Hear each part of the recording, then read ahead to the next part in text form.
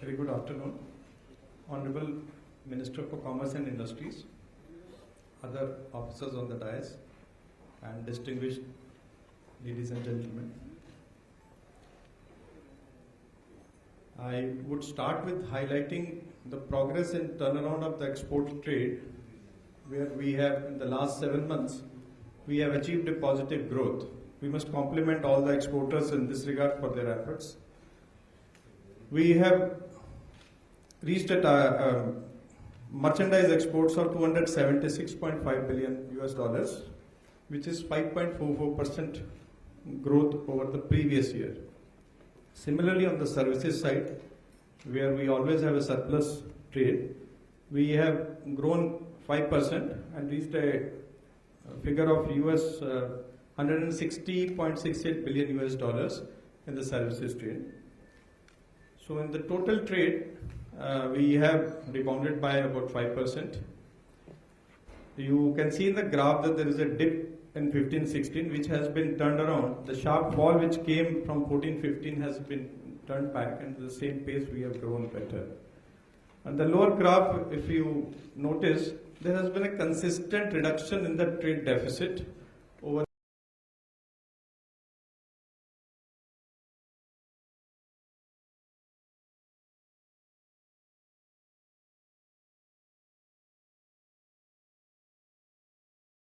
years in certain categories. The share of manufacturing sector has gone from 60% in 13-14 to 70% in 16-17. So the manufacturing sector has taken a lead as far as exports are concerned. Again, in the category of goods, earlier in intermediate goods, we were exporting about 57.5%, which has now come down to 55% in 16-17. On the other hand, the finished goods, the consumption goods, have gone up from 32% to 36%. That again shows that we have started exporting the value-added goods in this category. If I just place it on the technology front, the high technology exports on manufacturing side has grown from 26% to 28%, and the low technology exports have come down from 12.3% to 11.3%. So the reduction may be in percentage very small, but it's a beginning of a trend which we must acknowledge that country has gone into high technology and high consumption goods. These are some of the big ticket items in India's export basket. Engineering goods have been always our flag bearer, 11% growth in the last year. Gems and jewelry and petroleum sector also registered equally good growth. Marine products have shown a 24.1%, and that is again one of the top sector where we have done very well. India's major trading partners have remained the same, and with almost all the top trading partners we have grown almost at the same pace, 5%. And on import side, the major trading partners have also remained the same, China, USA, UAE. All of you are aware that 5-year trade policy was launched on 1/4/15, covering earlier schemes and providing a major fillip to the export trade. It brought in simplifications of not only forms and procedures, it brought in also simplification of schemes, and various schemes were brought in. Two of the major schemes were merchandise exports incentive scheme and service export incentive scheme, which simplified many procedures and brought in the earlier different schemes together. Though we have not any direct study linking with the incentive schemes, but I would just like to give you two figures. In 15-16, after the policy was launched, if you look at the exports, the overall exports in the country declined by 16%, whereas in MEIS line item the decline was only 8.2%, and the non-MEIS items decline was 24%. So, though it's a negative distinct because the whole year the trade declined, but the MEIS driven items, the decline was much less. Coming to this year 16-17, at the first half if we analyze, the MEIS lines have shown a positive growth and non-MEIS lines have still shown a negative growth.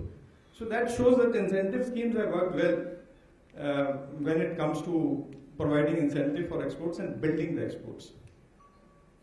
Another important scheme which was launched at the same time, effective from 1st April 2015, was interest equalization scheme, where the 3% interest equalization was provided for pre and post shipment credit. And this scheme has also helped the exporters in availing a credit which is at a lesser than the market rate. This scheme covers all the MSME lines and some of the major other export lines, which are about 416. Besides the foreign trade policy, continued with the earlier schemes of advance authorization for import of raw materials, where we imported about 2 lakh crores of raw materials duty free. That means with a value addition of about 15%, the goods worth that will be exported, which is the minimum value addition in this category. Similarly, for the import of capital goods, the duty free given was 13,000 crores. So with this duty saving, 6 times of this is need to be exported over a certain time frame. Coming to the foreign trade relations, RCEP is the one major negotiation rounds which are going on. India is going to host another next round in Delhi in July. India has been placing its stand in the RCEP rounds very effectively and has been able to articulate its stand vis-a-vis other countries. Similarly, we have negotiations going on various other things. One of the highlight would be review of India-Korea SEPA, which has been initiated last year, and expansion of other PTAs and FTAs, and ongoing other discussions. As far as India's presence in WTO is concerned, India has always been in a very effective position. In Nairobi also, the Bali ministerial decisions were reiterated and commitments for permanent solution were sought. We have signed the WTO trade facilitation agreement, and that will definitely facilitate trade within the from India as well as in the whole world. India is also piloting a similar initiative on trade facilitation in services and has placed a draft for this purpose. Coming back in the country, we do a lot of trade facilitation. We have set in the policy, we simplified a good number of forms. The issue of import-export code was also simplified, made it electronic from 1st April 2016. A project development fund has been created for export to CLMB countries, and EDI issues have been implemented for online for facilitation of exporters. Export promotion councils have been one vehicle of trade facilitation, and reforms in EPCs have also been introduced. They have been asked to conduct mandatory elections and with a fixed tenure of their heads, which Commerce Ministry found that over a period of time certain same people used to continue, so it's a transparent mechanism of election has been brought, and there have been various mega shows for champion sectors. Various fairs have been held to promote trade, like the BRICS Trade Fair or Innoprom or Healthcare. India-Africa trade relations have been given a fillip. All of you are also aware that trade infrastructure is being developed at the Pragati Maidan. It's a very comprehensive project of more than 2,300 crores as far as the main project is concerned. In addition to that, there's a redevelopment of the road and road network, which will ease the traffic around Pragati Maidan. A scheme was launched very recently on trade infrastructure for export schemes. This is basically to assist the state governments to develop export infrastructure and other central agencies to avail this. Common facility centers are also being developed for gems and jewelry sectors. Border hearts are also being promoted for across the border trade with the neighboring countries. In the policy as well as subsequently initiatives have been undertaken for involving the states. They have been asked to develop the export strategies. They have been assisted by Department of Commerce and its institutions in development of these export strategies. And a council for trade development was formed and its meetings have been held. Board of Trade has been reformulated under the chairmanship of Commerce Minister, and its meetings have been held. Coming to another category where a lot of improvements have taken place in the special economic zones, where the 13% increase in exports have taken place over the last 3 years. It has led to addition of little less than 5 lakh additional employment in these SEZs and an investment of 1.27 lakh crores. Many new SEZs have been approved and many new units have been activated. One of the important feature is the Gift City SEZ at Gandhinagar, which is an International Finance Services SEZ, which is now going and developing many new things. One of the new things which is going to come up is the international exchange from the next month. Services has always been a major contribution to our foreign trade. If you see, if you've seen in the earlier graphs we showed, the deficit on the goods side is being met by surplus from the services side. So services have been given a due push as far as policy is concerned, and we have been regularly holding global exhibition on services, promoting 3 rounds of regular exhibitions have been held, and every year the number of countries and the number of participants have been increasing. It's generally held in April every year, and we have been sort of, as I said, the participation have been increasing in these things. Coming again to some of the specific sector, the engineering sector, as I said initially, we have done very well. We have grown, it has a share of 24.29%, and it has really done well in the last year. Agriculture and animal husbandry also, we have been pushing the sector. Organic exports have especially been focused upon to ensure that value addition takes place and we get more foreign exchange, more exports take place with value.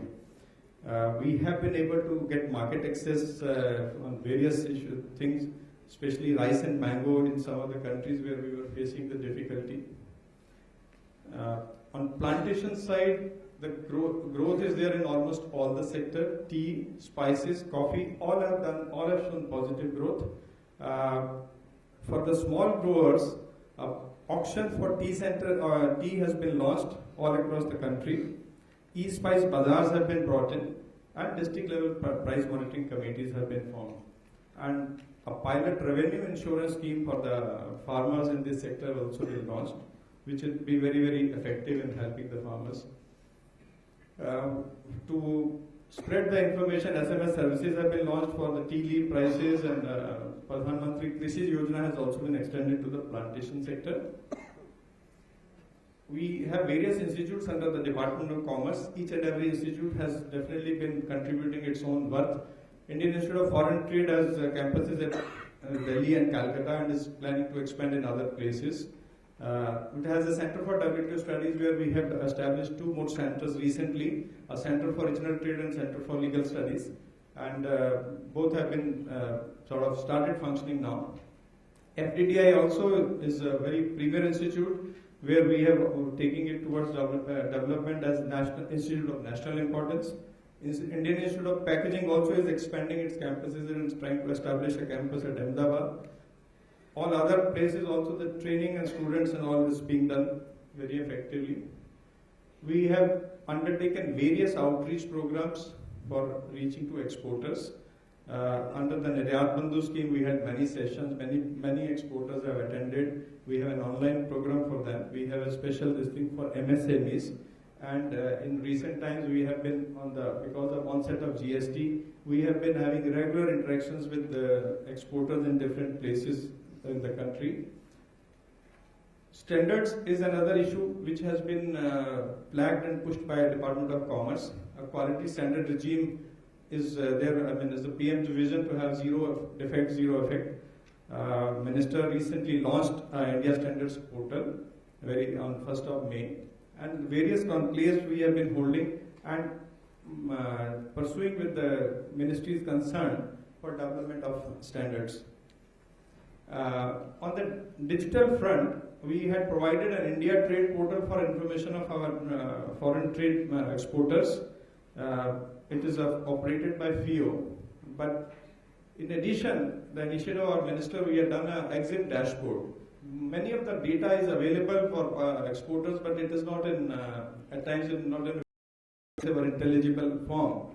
So EXIM dashboard has been launched where the data is not only presented, it is analyzed and useful information is given to the exporters. With this, I come to one of the flagship achievement of this department in the recent times. is a government e-marketplace which has been developed under the DGSND. It's a dedicated government e-market space where all government procurements are supposed to be made through this. In a very short time, this platform has covered more than 21,000 products and 17 services, which is a very innovative initiative to bring in services under this platform. And it is being used. I mean, the figures are up to 30th April. Mr. Binoy is here. I mean, every day the numbers increase actually. In addition, as I said, we have done a lot of good things in marine sector. Shrimps, we have become the largest exporter to US and second largest to EU. This is on the various initiatives taken by EPIDA. EPIDA has also, as I said, focused on organic products. It's a very big area of exports. And to bring this viewing of rough diamonds in India, a special notified zone has also been established. With these words, I would like to conclude my presentation. Thank you. Thank you, Mr. Ajay Kumar Balla. Friends, the booklets which were released by the Honorable Ministers and which are very creatively brought out can be collected as we go out on the first floor at the usual place.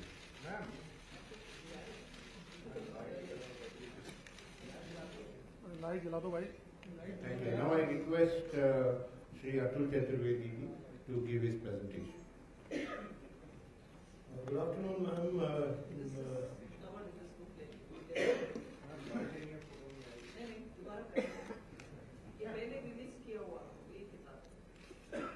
Honorable Commerce and Industry Minister, senior officials, friends from the media, I will take you through the achievement book which has been released by Madam just now, and it's there on our e-book homepage as a link available where you can also see it online. So, as far as the issues are concerned, most important item which was there, where we were responsible for execution and delivery was the Make in India initiative, which was launched in September 2014 by our Prime Minister. And the whole idea in this was how can we achieve the manufacturing levels, how can we create jobs, and how can we also ensure maximum governance with the minimum government. And that's where in the first ever public-private collaborative process, in a single day workshop, we arrived at a 21 focus sectors action plan, and these are being monitored. And these are 118 action plan points for 21 focus sectors which were devised in one day.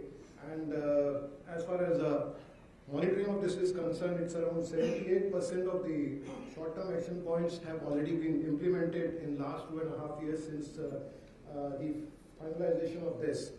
And as you see on the other page, which is basically the number of accreditation or number of recognition which has been given by whether it is World Bank, United Nations or IMF, or number of international organizations have praised India with reference to the kind of initiatives and achievements we have achieved, which is whether it is the fastest growing economy or most attractive investment destination or the 6th largest manufacturing nation or 62% FDI equity growth in last 2.5 years since the launch of the Make in India initiative from September 2014.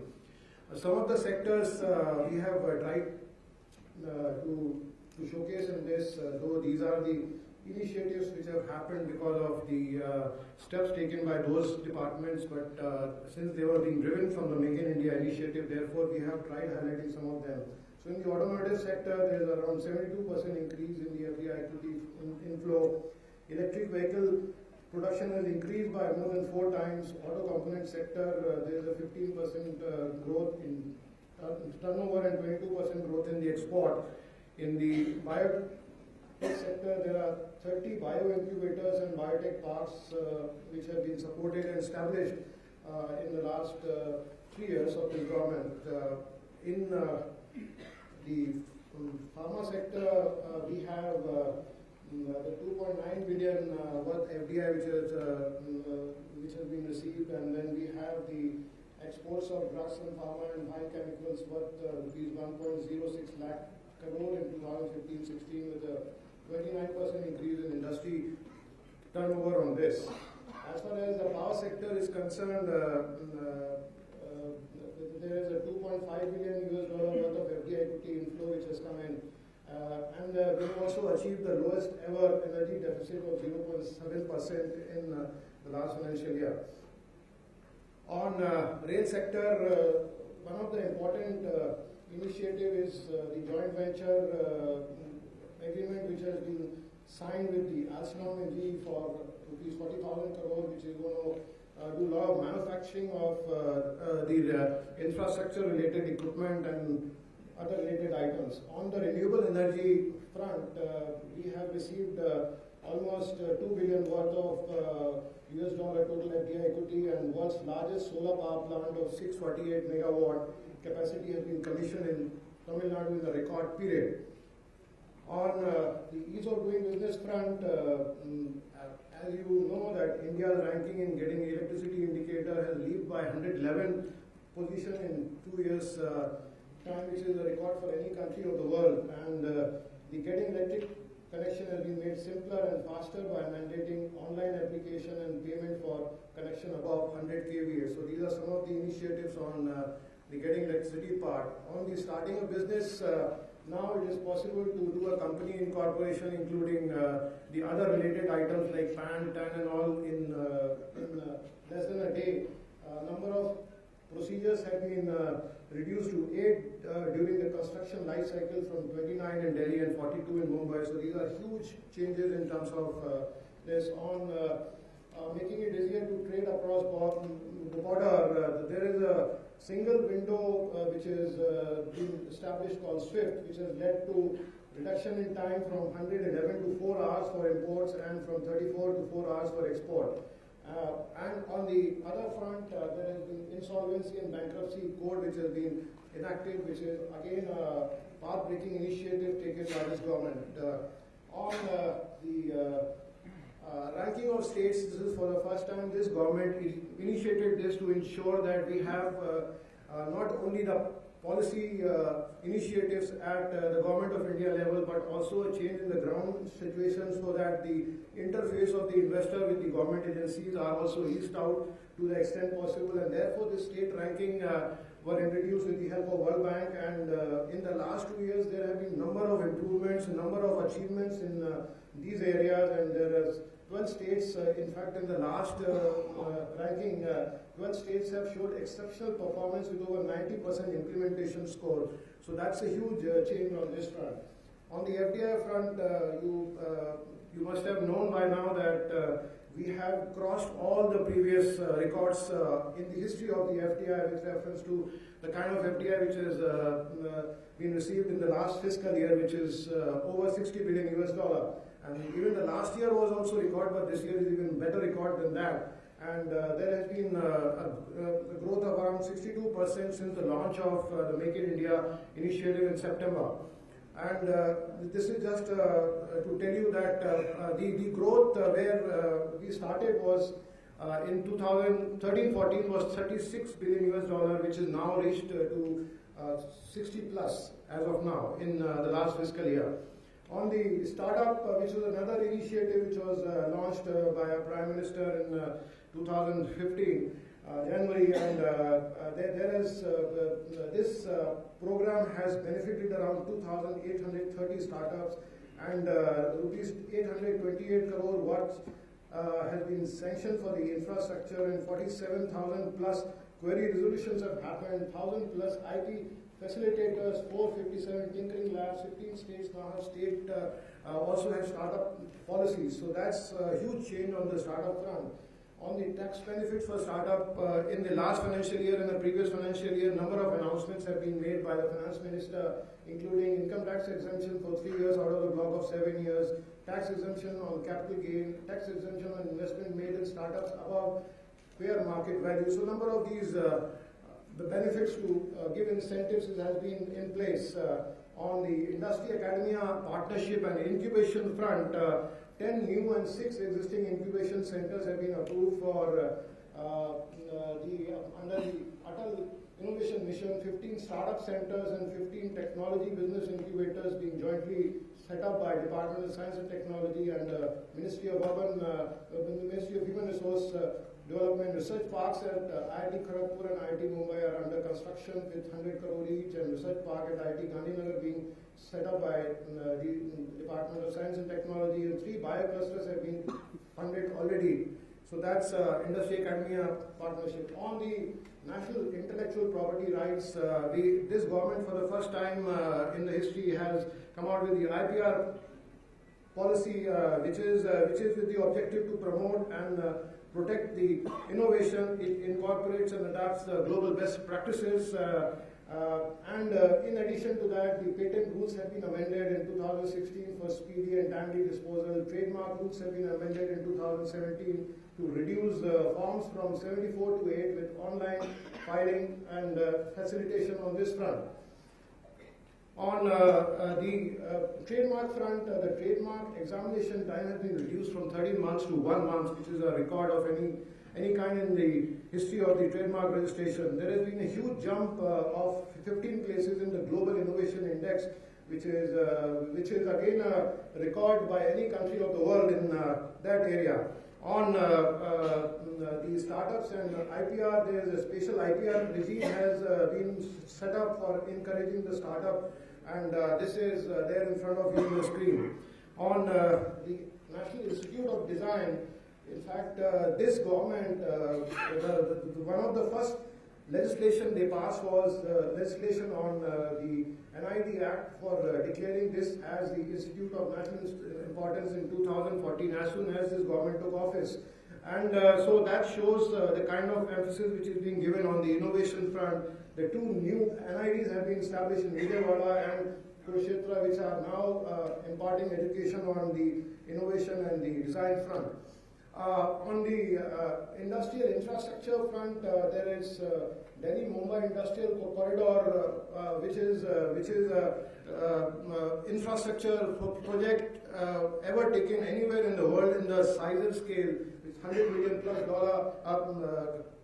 kind of investment, and now we have the trunk infrastructure ready, and in some of these areas, and the implementation has started. Land allotment also has commenced. 4 towns are now ready for the land allotment, and the infrastructure will be in place for the phase 1 of these 4 towns by mid-2019.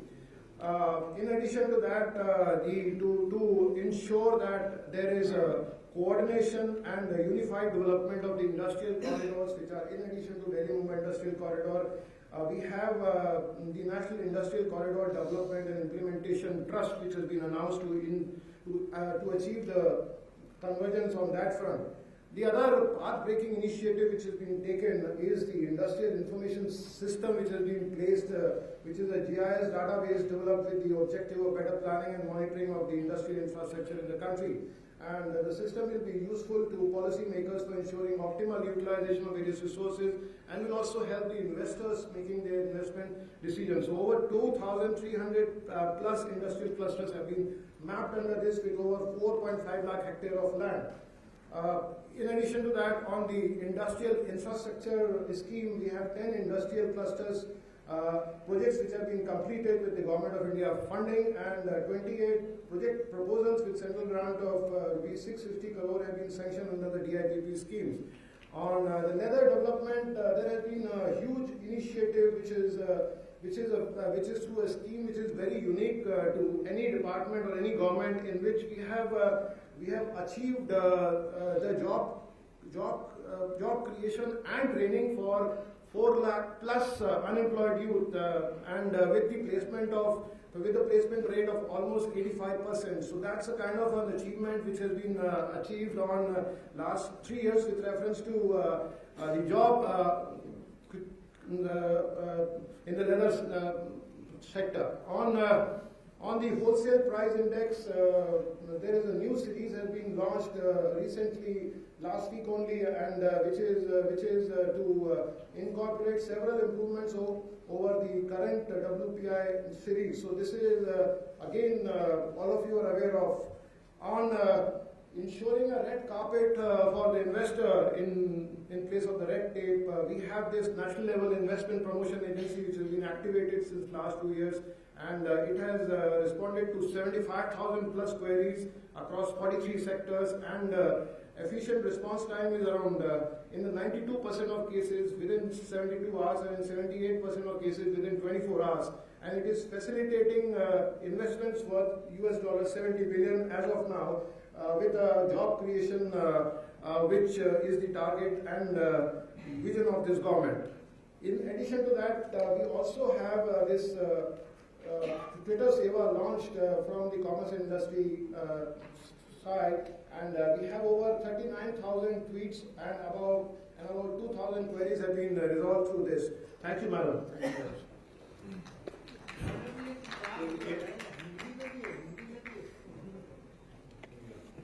Thank you, Mr. Atul Chaturvedi. We will address your concern later. Okay.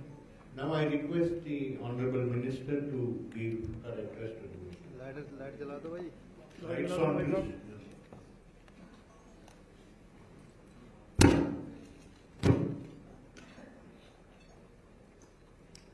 Thank you very much. Thank you first of all for being here on a Saturday afternoon. I think the two presentations have widely covered the extent to which Commerce and Industry Ministry has performed in the last 3 years.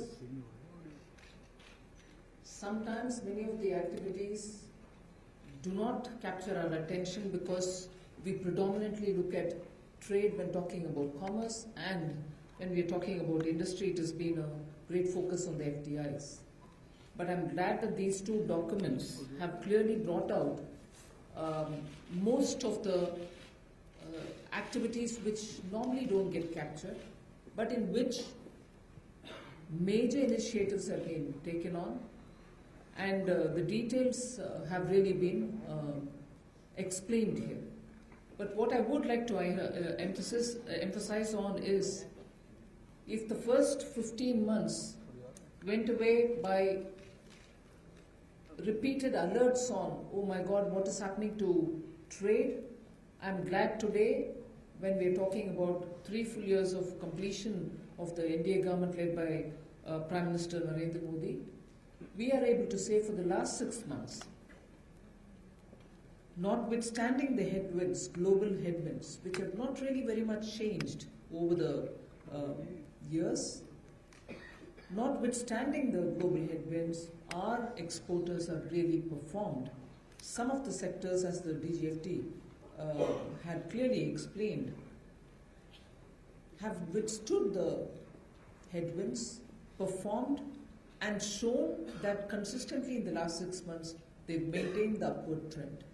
And that is the biggest message which exports have shown us, that even in these difficult days, when India speaks as the performing economy, it's commented upon as the globally as the shining star, our exports are also living up to our expectation, and exporters are performing consistently. And the 3 main schemes which have facilitated this has been very well explained. We are very clear that the interest subvention, interest equalization scheme otherwise called, MEIS and the SCIS have really helped in arresting the downward decline. And in fact, if anything, those sectors are now even showing very clear signs of revival. And we hope, and it can be seen with our consultations with the exporters, that this is a sustainable trend. Other than that, of course, institutional changes, policy reviews, both commerce and industry are going through a very, very serious and intense reviewing of policy, the foreign trade policy in the commerce side and the industrial policy on the trade side are being really looked in great detail, with consultation is being reviewed. Together with the industrial policy, a new initiative which industry has taken over is also to talk with the state governments, with sector specializations, specialists from various industrial sectors, industry and business leaders, on how India's industries are getting ready for Industrial Revolution 4.2, because that's going to have a big impact, not just on industrial production, but more importantly on the employment pattern, employment numbers, and therefore on that the consultations are going on. Of course, DGSND has made a very significant and a remarkable change to the entire procurement process, bringing it over to an electronic platform, e-marketplace, which brings in transparency, makes public procurement an open and transparent affair. Anyone can challenge what is happening there. A reverse bidding process is also allowed. And I think in this day and age, when corruption is the main target for us, and ensuring that everything that happens in the government is put on a transparent mode, his efforts, particularly in getting the e-marketplace, is a significant development about which all of us are very happy. And 7,727 sellers are already registered on it. 25,784 products are already being traded, and 500 crores of procurement has already happened in it. It still has some way to go, but we are happy about the progress there too. As an opening remark, I would only say this much and leave it to you all for asking any clarificatory questions with which we can even expand the scope of the dialogue. Thank you, madam. Now I request there are placards kept in front of you. You can raise your placard. Hanji, number 2, yes. मंत्री जी, हमारा आपसे सवाल है कि आपने 3 साल के अंदर कितना एक्सपोर्ट किया है और कितना इंपोर्ट किया है, इसका रेशियो क्या है?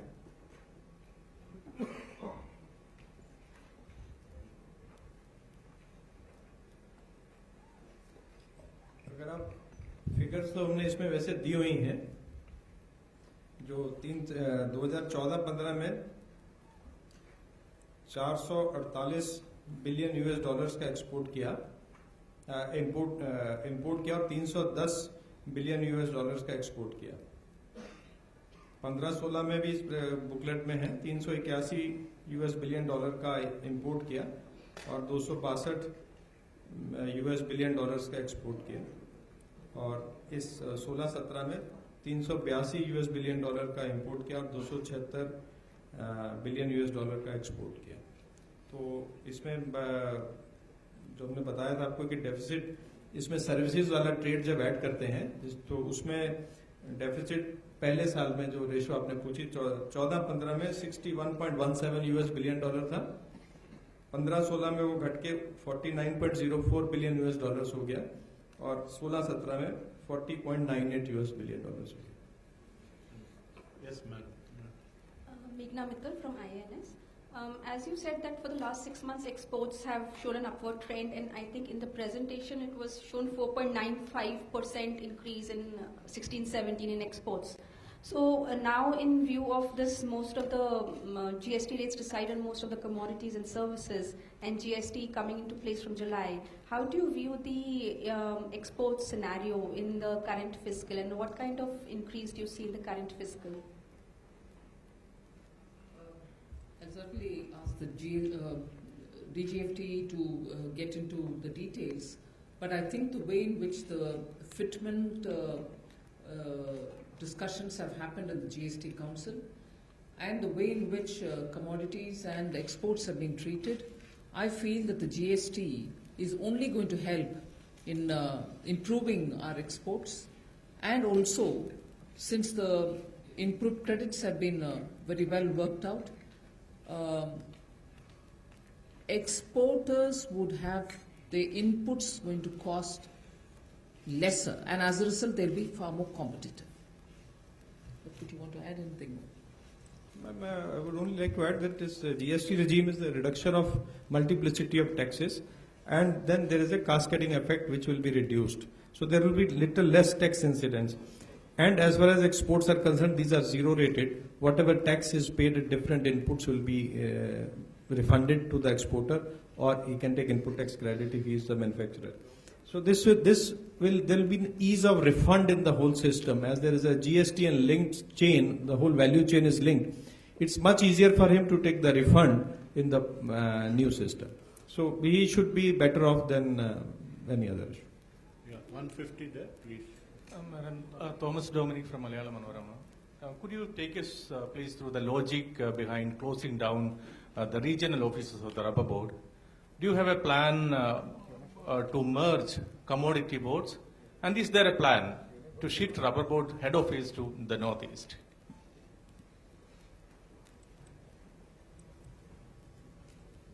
There's no plan to shift the rubber board's headquarters. As regards making the plantation boards more efficient in their functioning, there are always periodic reviews. But at the moment, there's nothing that I have to say as regards plantation boards, except for saying all the boards have performed well. Plantation exports, as I said, excluding rubber, of course, all other plantation crops have really found an export market. Excluding rubber, I said, because India requires all the rubber it produces, and therefore we normally don't export anything which is grown here. Although now, looking at the current international prices on rubber, we wouldn't mind if growers want to export rubber. But as it is, rubber put aside, other plantation crops have also performed very well.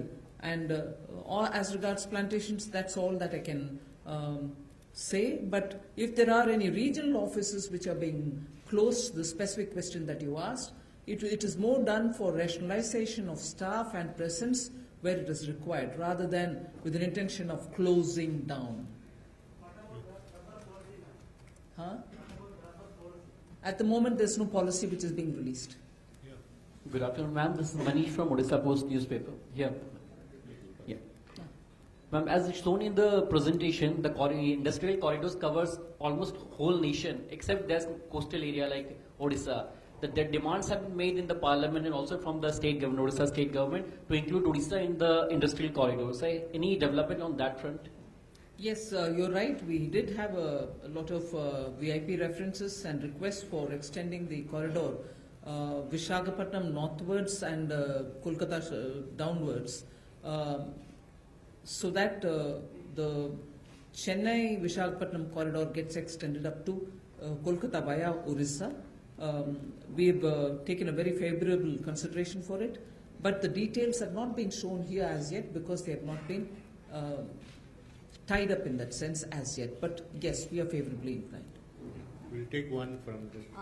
Good afternoon, ma'am. If I may ask a forward-looking question. In the last 3 years, your department has been at the center of some of Prime Minister Narendra Modi's top agenda, whether it is startup, make in India, and consequently, obviously, liberalizing the FDI regime. In the next 2 years, what will be the top focus area for you? Can we expect some big-ticket reforms from your ministry, ma'am? I am especially talking about FDI. I think on FDI, we've really brought in quite a few big ticket, and I thought your thirst for big ticket by now would have been fairly satiated. But then on the FDI, I think the process will continue, and the extent to which FDI opening up has happened has even made a necessity out of having to wind up FIPB, because we find that there are only very few sectors now left for consideration in terms of opening up. So, yes, you will have a lot more discussions and easing up. But I don't want to categorize anything under big ticket. I think this government has really shown what big ticket reforms are. Brave, well thought out, and futuristic steps have already been taken. You find the smoothness with which the GST is being brought about is itself a big ticket, because for decades it's been waiting. We've shown that this government can deliver on such a big step, and I think much before anyone even thought of it, as regards the commitment made on black money, the demonetization effort of the government is showing result, and that was big ticket again, even by global standards. So on the startup, I wish you include that as big ticket, because I think it was a very bold step for Government of India to say we are with the startups, equally balancing our act by saying we are not here to interfere into the process. We want the environment to be facilitated, and as a result, you see, there's a lot more many startups which are getting the benefit of government's taxation policy, and also through the venture funds, which are partly assisted by the government's fund, also getting financial assistance. So with the startup movement also getting that little impetus, I would think it's going to have a very good ripple effect in helping the SMEs and also very innovative youngsters who would want to get into being entrepreneurs. So I think big ticket is happening steadily, even though your thirst is there on asking this question.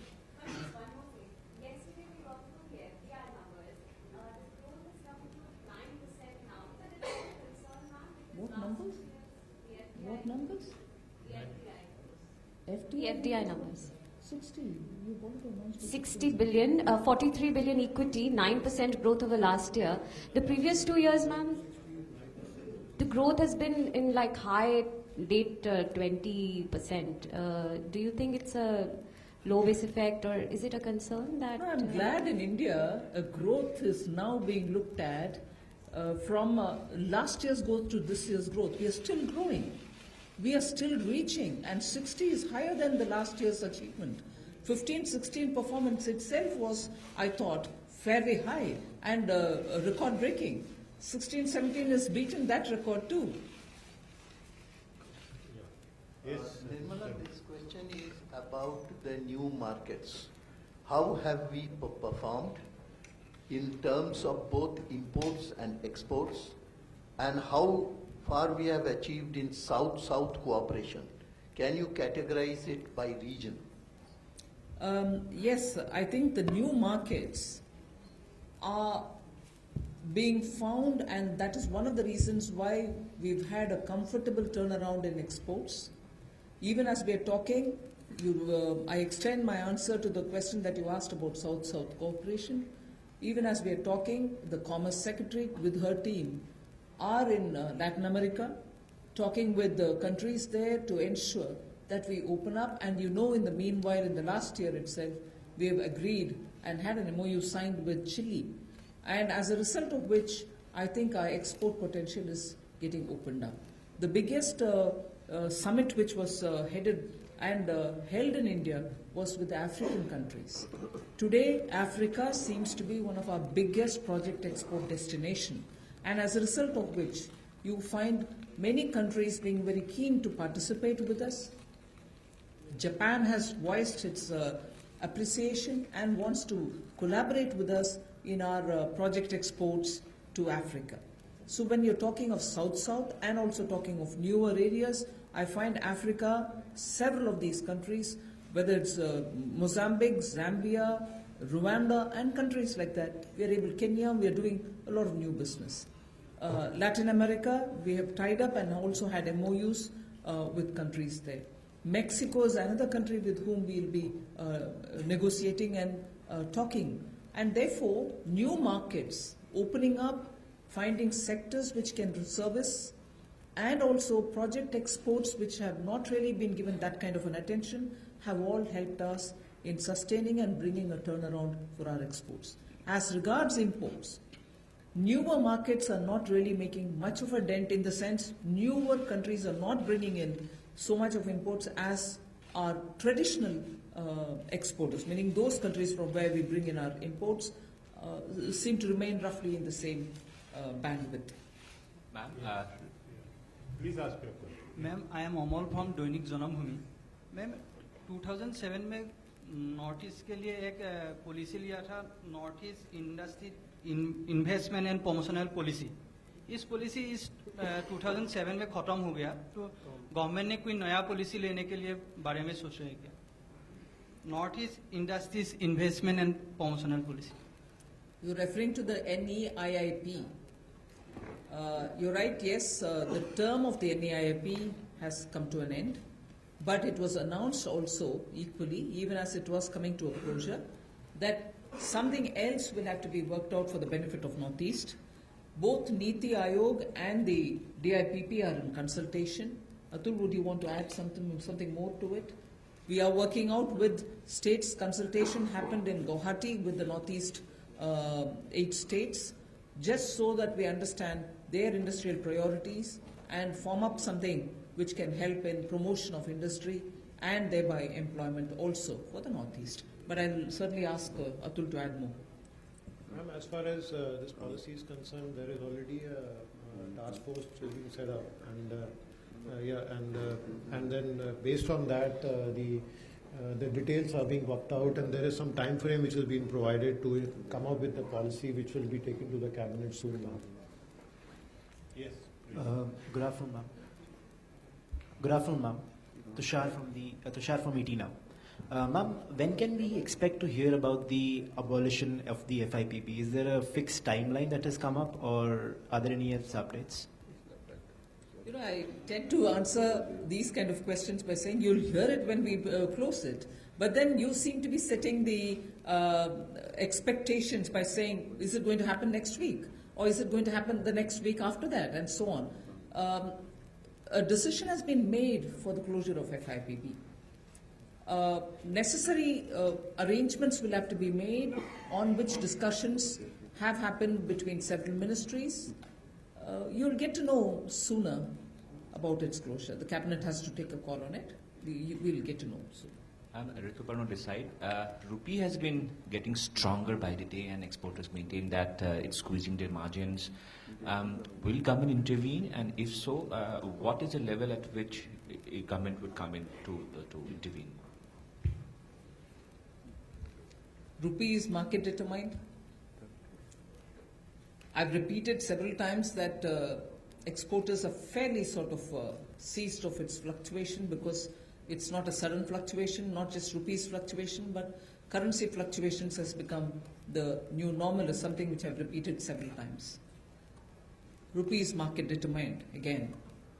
But if there are extreme fluctuations, it is for the RBI to look at intervening just that much so that any extreme fluctuations are taken care of. So it's not for the government to answer on that. Yes, please. Ma'am पिछले 1-1.5 साल के दौरान लगातार इस तरीके का माहौल बना है कि चाइना से कम सामान होना चाहिए, बहिष्कार होना चाहिए, लेकिन आज भी ये जो आंकड़े हैं वो यही दिखा रहे हैं कि चाइना से हम सबसे ज्यादा सामान आयात कर रहे हैं। लेकिन क्या वाकई में आंकड़े ऐसे दिखाते हैं कि आयात भले ही हम सबसे ज्यादा कर रहे हैं, लेकिन कमी आई है उसमें? क्योंकि देश में कई बार ऐसा माहौल बना था, मैसेज सर्कुलेट हुए थे दिवाली से पहले, उसके बाद भी, तो क्या उन आंकड़ों में कमी आई है? क्योंकि चाइना सबसे बड़ा आज भी हमारे लिए इंपोर्टर है। Just 1 minute, because it's such a nuanced question, and that too in Hindi, I'll just ask the DGFT to answer it. No, in terms of figures, it is declined very, very marginally. It is at the same amount. But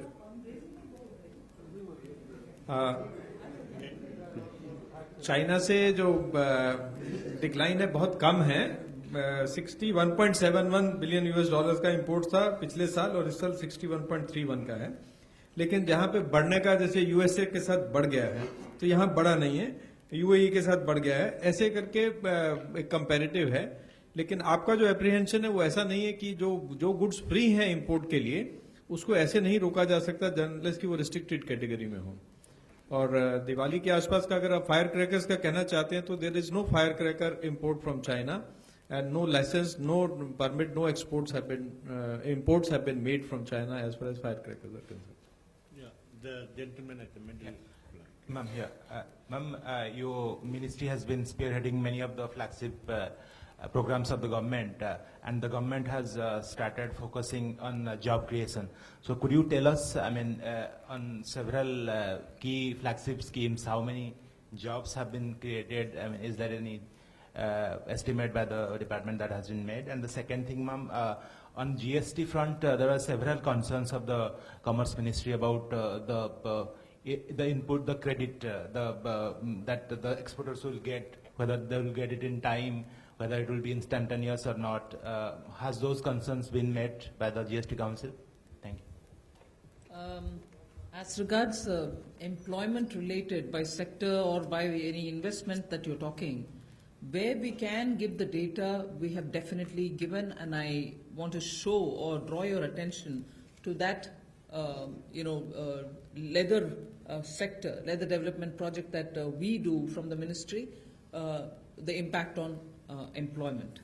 But when investments are otherwise made, commercially made, when private sector is making the investment, for the data to be collected, it does take time, and it is not commerce and industry which collects the data. So, whilst information on employment is something which we like to give, it has to be collected by other ministries for me to give it to you. But now, I've said this earlier also, for every proposal that goes to the cabinet, its implication on employment is something on which the Prime Minister is very keen, and we are all providing expected impact on direct and indirect employment for every such proposal which goes to the cabinet. On the GST concerns, I think majority have already been answered by Mr. Balla. The GST Council has been fairly seized of our requests. Mr. Hasmukh Adhia has also been talking to us on the concerns of refund. I think on the refund, we are very, very clear that most of it, 90% of the paid, advanced paid money will be refunded within 6 to 10 days, post which an interest of about 6% will be given for any delay. But I think on the refund issue, our request with the council was that for SMEs, if they can still think of giving an alternative rather than asking them to pay first and then get refund, we are yet to hear from them. Yeah. On this issue of refund to exporters, if you see the rules which have been uploaded today morning after the council meeting yesterday, as we have been flagging it with the Department of Revenue consistently, there was a question of refund 90% within 7 days, 7 days from the date of complete application. We raised this issue that what is the date of complete application? So it's a question of acknowledgement. For a normal person on the GST, it is 15 days. For exporters, it has been reduced to 3 days. It has to be, his application has to be responded to in 3 days, as acknowledgement means it is complete or with a query, and then he gets a refund in 7 days. So 90% of the refund, we have been ensuring, as the Minister said, this consistently, this matter was taken up with the GST Council right in the beginning. So refund process for exporters definitely has been put on the fast track. Yeah. This gentleman. Namaskar, ma'am. Myself, Rahul Chauhan. I have two questions. One is this year there is a remarkable record production in pulses, especially in grains in India. So do we have any plan to export the grains, especially in pulses? And second question is we are importing pulses from Canada, and there is some fumigation policy which is extending every 3 months. So do we have any comment on that? On export of pulses, the issue is that there is hardly any market for export of pulses. So, though presently there is a restriction on export of pulses, but there is no issue also in lifting it because there are no markets where India has been the net importer of pulses from different countries of the world. So at this stage, we are not looking at it. These fumigation issues are being discussed with the Ministry of Plant Quarantine Department. It is being handled separately. Yes, please. Madam, there is a long pending demand for turmeric board in Telangana. Farmers many times has met you. So what is the status of the turmeric board establishment in Telangana? Turmeric is one of the spices being dealt by the spice board. Other than the spice board, there are no boards being planned, whether for turmeric or for anything else. On the contrary, for spices, particularly those which are grown in different states, we have now decided to form special spice development agencies. They are going to be at the state level looking at promotion of those particular spices but they are within a few spice areas only.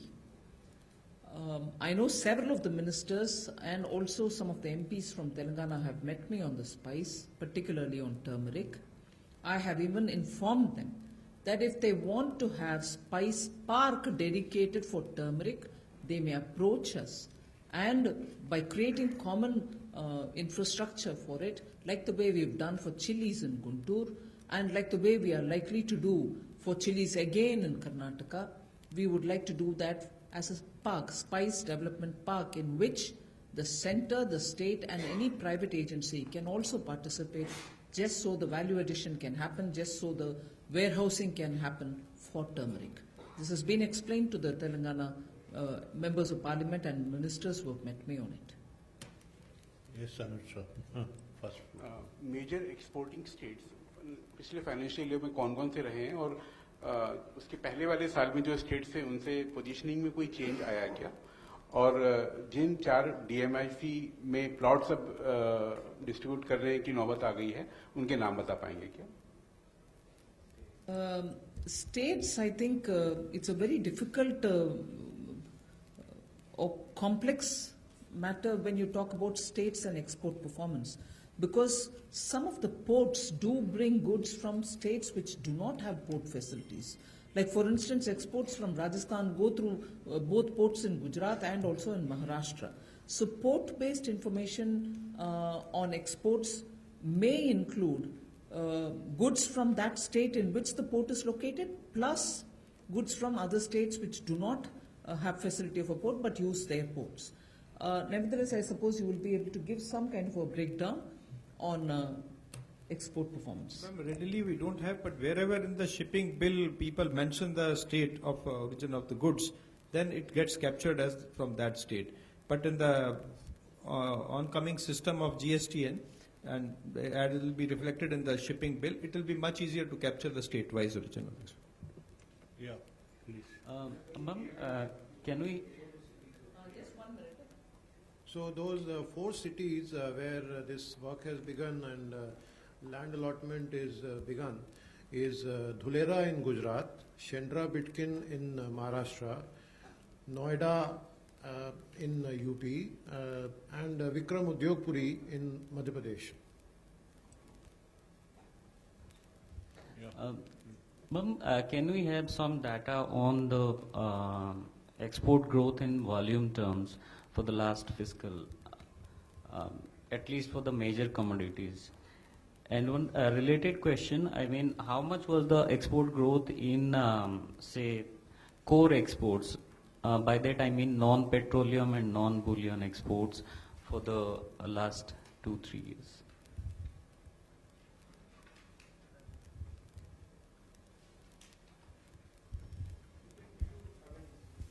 Some idea on some broad sectors of commodities. Like petroleum products have grown by 11.43% in value terms. But in volume terms also, yes, it has grown. I mean, I can give you the figures. We don't have the percentage growth readily with me. Question is that we don't compute the whole exports in volume terms because the units of measurements are all different. Like the automobiles would be going in numbers and some in tonnage and some in other measurements. So overall, it will be extremely difficult for us to give. But wherever in commodities, wherever it is in tonnage, we can definitely give you those figures. I mean, I have the figures, but I don't have the percentage growth. Any specific thing you want to know, we can give specifically a quantum of this. Petroleum products is